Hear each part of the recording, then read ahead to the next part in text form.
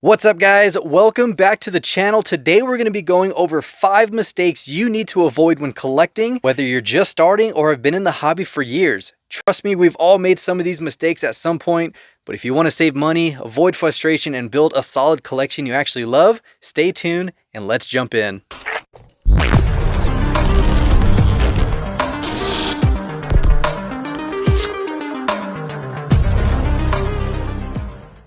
Look, I get it. When you start collecting, everything looks cool. You must bring everything you find home. And you see a new mainline wave or a premium set. You have monster trucks, Matchbox, premiums such as M2 machines, Greenlight, Johnny Lightning, and then all of a sudden your cart is full. The problem? You end up with a bunch of stuff you really don't care about. It drains your wallet and makes it harder to even organize your collection because you have too many themes going on, too many different variations, and it just gets pretty hectic. Pick a focus. In today's diecast world, there is a lot of heavy presence of JDM.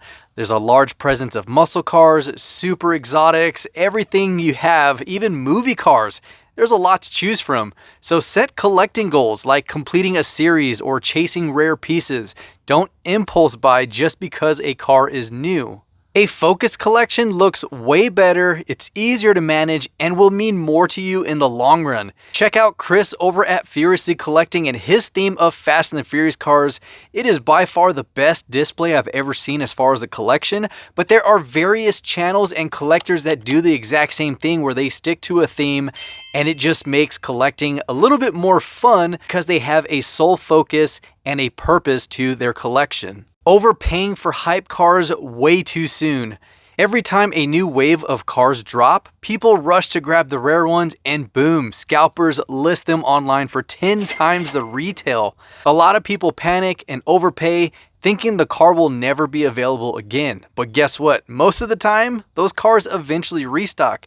You roughly have about a year to catch whatever car you missed. And trust me, it's not the end of the world. You just have to be patient.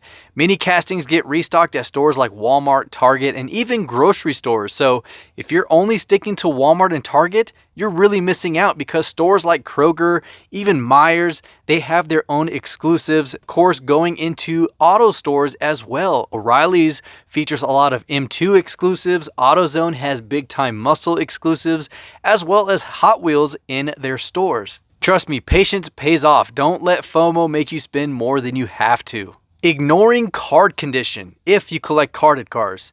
If you're a loose collector, this doesn't matter, but if you collect on card, condition is everything. A bent corner or a cracked blister can kill the value of any card, even if it's rare or not. Some stores even slap giant price stickers right on the card, which is the worst thing ever. Even Mattel does it with their factory sealed set, and it does kind of hurt you, but at the same time, there's collectors that want to see that it's a factory sealed set. Now, if you're a loose collector, there are ways to collect and protect those cars that you have in your collection by throwing them in jammers. You can find those at Hobby Lobby, Michael's, or any craft store for about 10 bucks. Don't get it online because I've seen them go up to about 25, 30 bucks, and you don't want that. You can get 3 of them for the same price if you go in store. So like we just mentioned, card condition is everything if you're a carded collector. Now it is harder these days when Mattel usually just crams stuff into packages. They get to the store and the cards are already warped and bent. Now if you want a tip to fix those, I do have a video in the description box that shows you how you can straighten out a warped card. Very simple, very easy.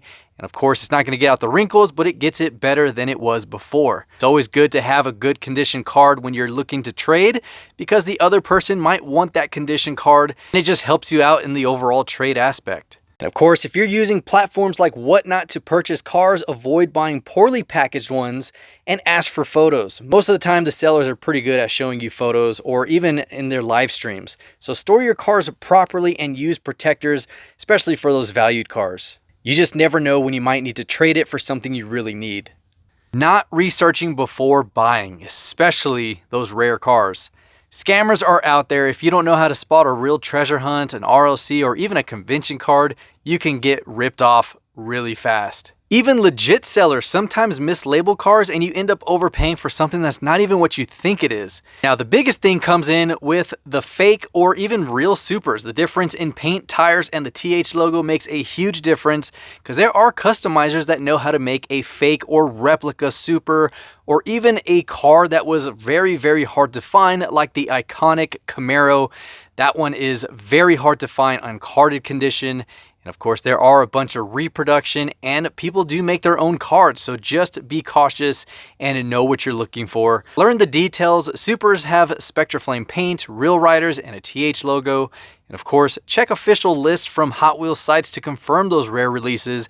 I personally use Fandom. It's a really good way to identify which variations there are out there, interior, wheels, base variations as well. And then of course, if there's a color exclusive, you can also find that on there as well. And the biggest and not really mentioned mistake is collecting alone and not networking. A lot of new collectors try to go solo thinking they have to hunt for everything themselves. But here's the truth. This hobby is way better when you connect with other collectors, especially in your local area. By networking, you can trade cars you don't need for ones you've been looking for and ones that are hard to find. It can also get you inside info on restocks and hidden gems, or even places you've never thought to even hunt at. What to do instead? Join Facebook groups, Instagram pages, and even Reddit communities. Another big thing to do is attend those local diecast events, swap meets. Antique malls are probably the largest ones to find those holy grail pieces, or even just the ones you've never seen before. You can find some really good stuff for super cheap prices. And of course, watch YouTube channels like this one to stay up to date. So overall, guys, the diecast community is huge and connecting with others makes collecting way more enjoyable. There you have it, guys. Those are 5 mistakes to avoid when collecting diecast.